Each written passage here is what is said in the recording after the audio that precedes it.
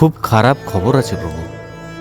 যার নেই তার শেষ সম্বলটুকুও নেই, আর যার আছে তার এত আছে যে সেটা দিয়ে কি করবে সে নিজেও জানে না। আর ভক্তি, যা আমি দেখলাম তা দেখে হাসবো না কাঁদবো আমি নিজেও জানি না প্রভু। ভক্তি শুধু তারাই করে যাদের কাছে আপনি ছাড়া আর কেউ নেই প্রভু। ওরা ওরা সত্যিই অসহায় প্রভু। আমার মনে হয় ওরা মন থেকে মাকে বরণ করার জন্য প্রস্তুত নয় প্রভু।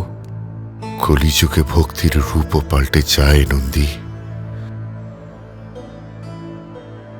দুর্গা এবারেও হয়তো আগের বারের মতো কাঁদতে কাঁদতেই ফিরবে।